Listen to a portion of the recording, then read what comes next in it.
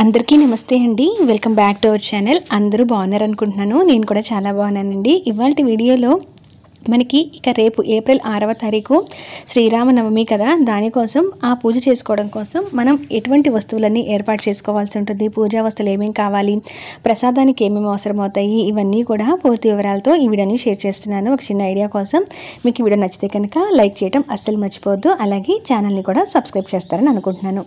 మనకి చైత్ర శుద్ధ నవమి ఈ రోజునే మనకి శ్రీరామనవమి కూడా స్వామివారు జన్మించిన రోజుగా, అలాగే స్వామివారి కళ్యాణం జరిగే రోజుగా చెప్తూ ఉంటారు. ఎంతో విశేషమైన రోజు. అందరం కూడా శ్రీరాముల వారికి పూజలు చేసుకుంటాం. అంతేకాకుండా ఈ రోజున లలితా నవరాత్రులు చివరి రోజు కూడా అండి. ఇప్పటి వరకు ఎవరైతే మీరు లలితా నవరాత్రులు చేయలేదో వారు ఈ చివరి ఒక్కరోజు చేసుకున్నా కూడా నవరాత్రి మొత్తంగా పూజ చేసిన ఫలితం అయితే వస్తుంది.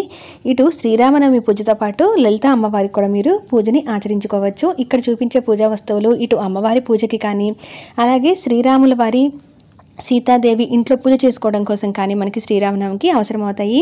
ముఖ్యంగా స్వామివారి చిత్రపటం నిత్యం కూడా ఇంట్లో ఇలా స్వామివారికి పట్టాభిషేకం జరుగుతున్న ఫోటో ఎలా అయితే ఉందో అది ఇంట్లో ఉంటే కూడా చాలా మంచిదని చెప్తారు. ఇటువంటి చిత్రపటాన్ని అయితే తెచ్చుకోండి. అలాగే ఇక్కడ వచ్చేసి నేను ఈ విగ్రహాలు చూపిస్తున్నాను కదండి, ఇవి చాలా చిన్న విగ్రహాలే. అయితే ఇవి ఎక్కడ కొన్నారు అని మొన్న నేను పూజా విధానం వీడియోని షేర్ చేసినప్పుడు చాలామంది అడిగారు. ఇవి వచ్చేసి నేను వైజాగ్లో శర్వాలయ పూజా స్టోర్లో కొన్నానండి. ఇవి వచ్చేసి మొత్తంగా నలుగురు కూడా సెట్ కదా, ఈ సెట్ వచ్చేసి మొత్తంగా నాకు 1955 అంటే 1955 రూపాయలు పడింది. ఈ 4 కూడా సెట్ వచ్చేసి వీటిల్లోనే ఇలా విడివిడిగా కాకుండా మొత్తంగా కలిపి కానీ స్వామివారిది ఇలా చిన్న అచ్చులాగా వస్తుంటాయి కదా, మకర తోరణం వచ్చి వెనకాల ఇలా నలుగురు కలిసున్న విగ్రహాలు ఉంటాయి. అలాగే ఇలా మొత్తంగా ఉన్న విడివిడిగా ఉన్న విగ్రహాలు కూడా ఉంటాయి.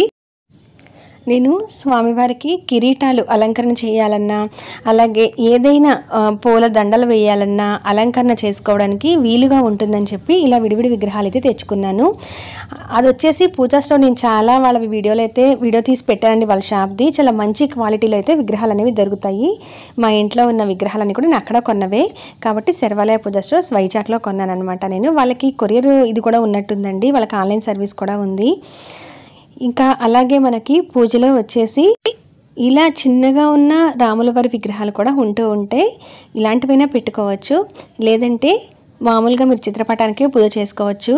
ఏదైనా అభిషేకాలు అవి చేయాలనుకుంటే విగ్రహాలు ఉన్నవాళ్ళు చేయడానికి అవుతుంది. లేదంటే ఒక కాయిన్ అయితే పెట్టుకొని చేసుకొని పూజ అంతా అయ్యి మరుసటి రోజు తీసేసిన తర్వాత ఆ కాయిన్ మీరు బీరువాలో కూడా పెట్టుకోవచ్చు, ధన నిల్వ ఉంచే చోట. ఇక పసుపు వినాయకుడు అయితే కావాలండి. మనము ఇంట్లో ఉండే చిన్న చిన్న విగ్రహాలు కానీ పసుపు వినాయకుడి చిత్రపటం కానీ పెట్టుకోవచ్చు. లేదంటే పసుపు వినాయకుడు చేసుకుంటే సరిపోతుంది. అలాగే అమ్మవారికి తప్పనిసరిగా పసుపు కుంకాన్ని అయితే సమర్పించవలసి ఉంటుంది. కాబట్టి ఇలా పసుపు కుంకుమ ప్యాకెట్స్ అయితే తెచ్చుకోండి.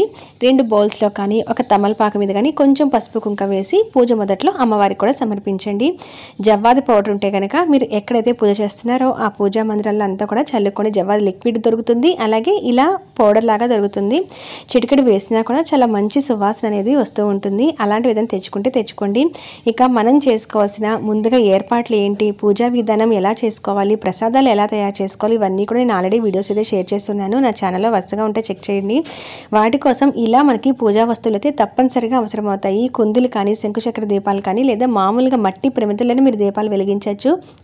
అటువంటి వాటి కోసం వాటిని వాష్ చేసుకొని ఒకసారి శుభ్రంగా అలంకరణ చేసి పెట్టుకోవచ్చు. నువ్వుల నూనె, ఆవు నెయ్యి దేంతో అయినా దీపారాధన చేయవచ్చండి. ఆవు నెయ్యి అనేది శ్రేష్టము, ఒకవేళ అది పెట్టుకోలేకపోతే నువ్వుల నూనె. ఇక అలాగే ఒత్తులు, పసుపు ఒత్తులు అంటే ఇంట్లో కూడా మీరు పసుపుతో ఒత్తులు తయారు చేసుకోవచ్చు. మామూలు ఒత్తులు ఉంటాయి కదా, వాటికి పసుపు రాసనమాట. అంటే పసుపులో కొంచెం ఆవు నెయ్యి వేసేసి మనకి లిక్విడ్ లాగా అవుతుంది కదా, అది ఒత్తులకి రాసేసి అలా పసుపు ఒత్తులు తయారు చేసుకొని కూడా స్వామివారికి ప్రత్యేకంగా ఈ రోజున శ్రీరామనవమి రోజున దీపారాధన అనేది చేయవచ్చు.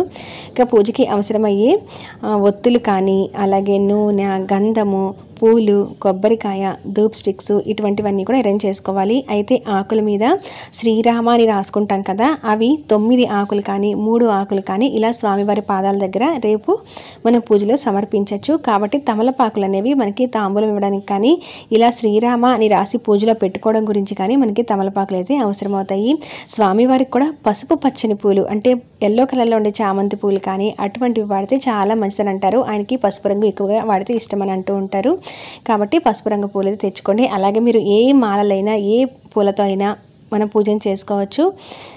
మనకి ధూప్ స్టిక్స్ కూడా చాలా రకాలు దొరుకుతూ ఉంటాయి కదా, వాటిల్లో కూడా ఎక్కువగా స్వామివారికి అమ్మవారికి ధూపం అనేది వేస్తూ ఉండండి. ఆయనకి ఎంతో ఇష్టమైన తులసి దళాలు, ఇంట్లో ఉన్న తులసి కోటను కూడా తప్పనిసరిగా అలంకరణ చేసి సిద్ధం చేసుకోండి. ఇంట్లో పూజ దీపం ఏదైతే పెడతారో అలాగే ఇంట్లో చేసి వచ్చిన తర్వాత తప్పనిసరిగా తులసి కోట దగ్గర కూడా దీపారాధన చేయాలి.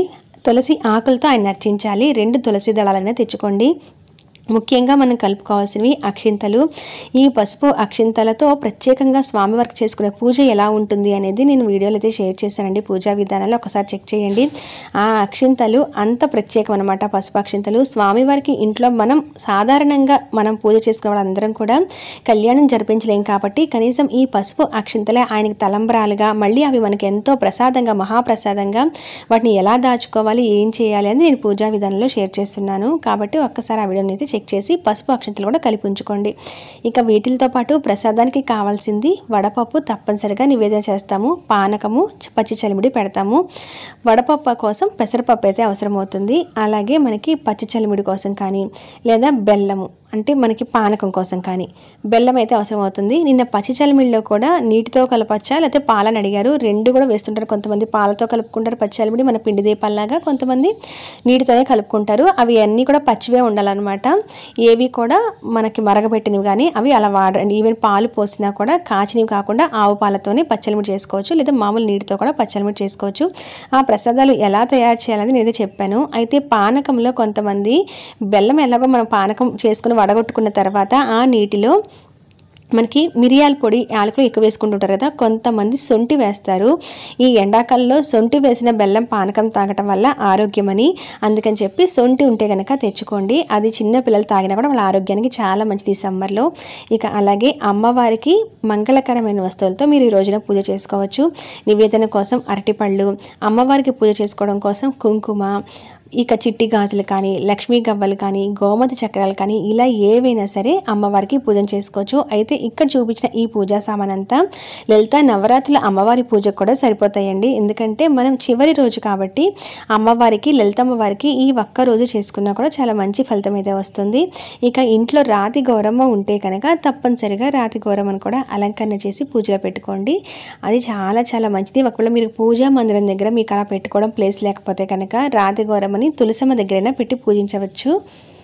ఇవ్వండి మనకి పూజా సామాన్ కావాల్సినవి. అయితే వీటిల్లో మీరు గమనించినట్లయితే నిత్యం పూజకి మన ఇంట్లో ఉన్నవే ఉంటాయి. కొంత ప్రసాదానికి వడపప్పు అనేవి తెచ్చుకోవడం, బెల్లం నిండుకుంటే బెల్లం తెచ్చుకోవడం, మిరియాల పొడి కోసం మిరియాలు, యాలకులు కానీ ఇటువంటివి ఏదైనా ఏర్పాటు చేసుకోవడం, అంటే బియ్యం పిండి, చలిమిడి కోసం అలాగే బెల్లము, ఇటువంటివన్నీ ఏర్పాటు చేసుకోవాల్సి ఉంటుంది. మిగతా అన్ని వస్తువులు కూడా నిత్యం పూజ చేసేవారింట తప్పనిసరిగా ఉండేవే. మామిడి ఆకులు దొరికితే కనుక తప్పనిసరిగా మామిడి తోనాలు కట్టండి. ఆయనకి కళ్యాణం జరుగుతుందంటే లోక కళ్యాణం కోసం కాబట్టి మన అందరి ఇళ్లలో కూడా అది చాలా పెద్ద పండుగని చెప్పాలి శ్రీరామనవమి అనేది. అందుకని కావాల్సిన పూజా సామాన్యత ఇవన్నీ కూడా తెచ్చుకొని మీ ఇంట్లో ఒక్కసారి ఉన్నాయి, ఏవి కావాల్సినవి ఉన్నాయి ఇంకా అనేది చెక్ చేసుకుంటారని చెప్పి ఒక ఐడియా కోసం చిన్న వీడియోని అయితే షేర్ చేశానండి. ఇన్ఫర్మేషన్ మీకు నచ్చితే కనుక లైక్ చేయండి. పూజా విధానం గురించి, ప్రసాదాల గురించి, అలాగే లలిత నవరాత్రుల చివరి రోజులు ఇవన్నీ కూడా నేను పూర్తిగా వీడియోస్ అయితే అప్లోడ్ చేస్తున్నాను. ఆ ఇన్ఫర్మేషన్ అంతా మీకు యూజ్ అవుతుంది అనుకుంటే ఒకసారి ఛానల్ని చెక్ చేయండి. అలాగే ఈ వీడియోని కూడా మీ ఫ్యామిలీకి, ఫ్రెండ్స్కి షేర్ చేయండి. మరి మరొక మంచి వీడియోలో మళ్ళీ మిమ్మల్ని అందరినీ కూడా కలుస్తాను. మరొకసారి మీ అందరికీ కూడా శ్రీరామనవమి శుభాకాంక్షలు. మరి మరొక మంచి వీడియోలో మళ్ళీ కలుస్తానండి. అంతవరకు సెలవు. నమస్కారం.